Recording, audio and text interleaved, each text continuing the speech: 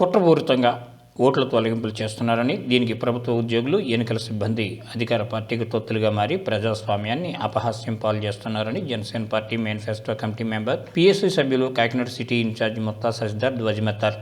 స్థానిక 39వ డివిజన్ జనసేన పార్టీకి చెందిన వీర మహిళ దీప్తి ఓటర్ లిస్టు నుండి తన పేరును తొలగించారని, తిరిగి ఓట్ల జాబితాలో తన పేరును నమోదు చేయాలని కోరుతూ దరఖాస్తు అందజేసినప్పటికీ ఎన్నికల సిబ్బంది బేఖాతరు చేయడంపై Janasena party city incharge Mutha Sasidhar దృష్టికి ఈ సమస్యను తీసుకెళ్లడం జరిగిందన్నారు.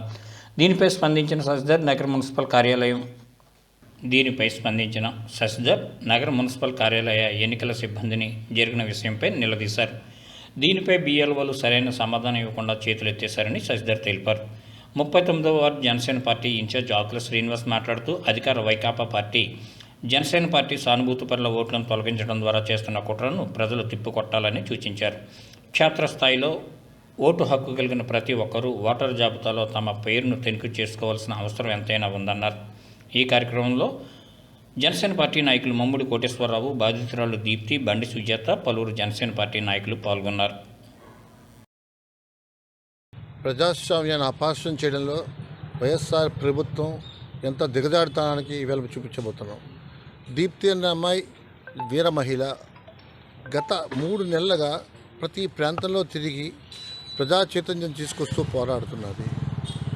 మా వార్డులో ఆకుల శ్రీనివాస్ గారు, మేమందరూ ఇదే ప్రాంతంలో నివసిస్తున్న వార్డులో 54 ఓట్లను తీసేయడం జరిగితే సరైన టైంలో మా కార్యకర్తలు వాటికి అప్లోడ్ చేశారు. వాళ్ళు చెప్తున్న బిఎల్ఓలు ఏమనుకుంటున్నారంటే, మీ వార్డులో 5 బిఎల్ఓలు ఉన్నారు, వాళ్ళకిచ్చాం అని చెప్పి చెప్తున్నారు. కారణం 1500 దాటిన ఓటర్ని వేరే బూత్లో మార్చామని చెప్పి వాళ్ళు చెప్తున్న మభ్య పెట్టడం ద్వారా ఈ అమ్మాయికి అన్యాయం జరుగుతుంది.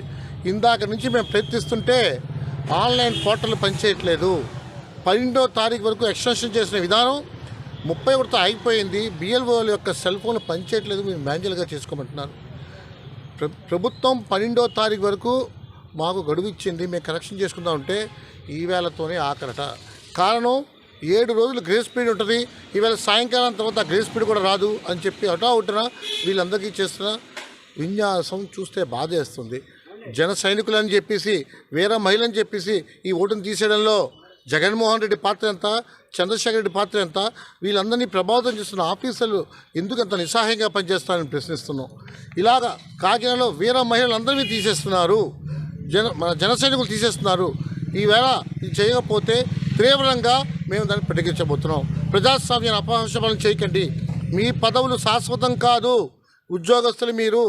ఈ వేళతో అయిపోయింది, మా సెల్ ఫోన్లు పనిచేయట్లేదని చెప్పడం ఎంతవరకు న్యాయం అని వాళ్ళు ప్రశ్నిస్తున్నాం.